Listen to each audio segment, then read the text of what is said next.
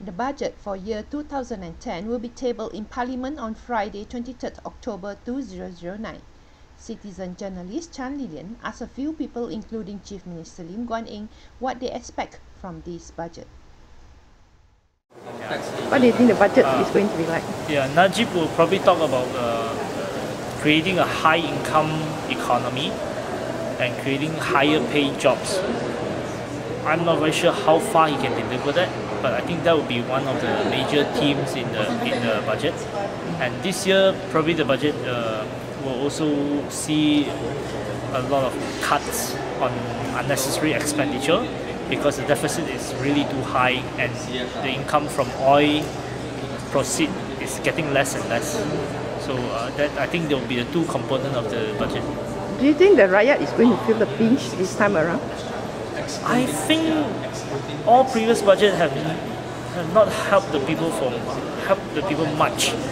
So I don't think cuts on budget will really affect the people. What probably the cronies will get affected more than anyone else because they benefit more than anyone else. Okay. I would hazard a guess that given the performance of the ruling coalition, that it would be a very friendly budget, the so-called people-friendly budget, in order to win back as much support as they can. But personally, what I would like to see really is a budget that gives priority to the low-income group and particularly the poor. There is absolutely no reason in my mind for a country like Malaysia to still have hardcore poor. It's no good to talk about eliminating poverty, hardcore poor by 2012 or whatever it is. We should do it now. That would be my personal wish. But with no election that is coming soon, do you think that we are going to be pinched again, the Raya is going to be pinched again until such time when there's an election coming, then there will be a generous one? I would imagine that that's how it is like.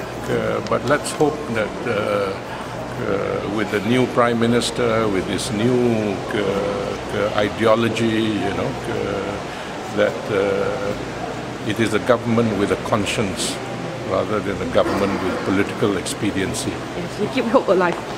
Thank you. Najib, I think it will be a good one. Actually, for one Malaysia, with one Malaysia in mind, I think it's going to be a good one for us. I presume so, and we definitely hope so. And I think he has this in mind, I think. Currently, do you feel any slowdown in our Penang? Penang property, if you ask our man here, I think he will tell you. I'm not a property guy. He will tell you leader, leader, but I'm not in. Oh, not in the property sector. I think our property is picking up. I've been very busy this past 3 months. My colleague and I as well, and all our colleagues very busy. There are a lot of inquiries for the Malaysia My Second Home from people who has retired, based in Singapore, based in China, and then coming here to buy their second property here to start Malaysia My Second Home. I think it's a very good market because we have here our cost is low, our standard is high, we are multifaceted. We have the hills, we have the sea. Friendly sports club around. Yes, I think it's good with the sports club as well. So we have very nice surroundings and we have varieties. And we are slightly laid back, which is very good for relaxation here for them. With the low interest rate, a lot of us, even me, that I find that it's not worthwhile to keep our money. So I think that helps. Exactly. And now with the friendly banking, they have this 90-10 and this good interest rate. I think it's very good to put your money into properties. With our very good capital appreciation in Penang, I think it's really very good. Okay, since I am on the issue of property, I was the one who covered Kampung Buapala video from Thomas Chan News Metro to the Kampung to the CM. Yes. So do you think that issue has somehow affect people's confidence? I think more people rather build squatters now since they are so well compensated. I think Mr. Thomas Chan is very generous. He has done a great job. And I hopefully this will not be another follow-up by the UDA in Tanjung Tokong. I'm also currently following up on You're following up with that, is it? I think Mr. Thomas Chan is very generous. I think he has been receiving lots of calls from other developers as well. He has compensated them well. Okay, thanks. I think the budget will be like this year. I think for a start, I think we look at two-pronged, personal as well as for the country. Personal, I foresee that there will be a reduction of income tax as well as corporate tax. I think that will be beneficial for the business. On this countrywide, I think we need to move it beyond the so-called middle income economy. It has to be a higher income economy. So by doing so, I think reducing all the corporate tax will actually be beneficial. But also, hopefully, we can see more incentives given for. So you expect a good budget? I expect a capitalist budget. That won't be painful for us? No, it won't be painful for this year. But as you know, a lot of countries around the world are expanding their fiscal spending. So by 2012 or 2011, you'll see a shortfall of that. And then I think for all of us, prudency is important. Although the income tax will probably be reduced, but hopefully that will at least help us to spend a little bit more. But we also have to make sure that we save some money, because come 2012, we do not know how the interest rate is going to be. I would say that there should be green incentives.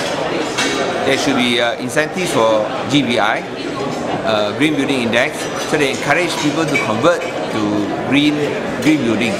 There should also be incentives for reduction of plastic bag consumption, as well as green technology, biodegradable food containers. I think the government should not only give incentives but also give rebates. And if possible, set up a special, industrial park, which is where the Penang State government can offer our human expertise, our energy, our entrepreneurial spirit to keep this going.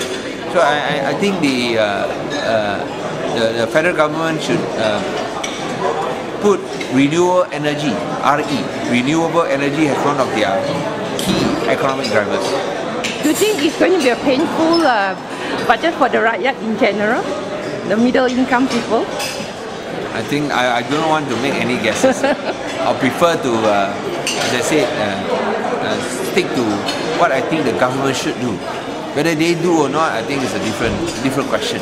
I didn't want to focus on green technology, renewable energy, and how we can reduce our carbon footprints. Okay, thanks a lot, Thank you.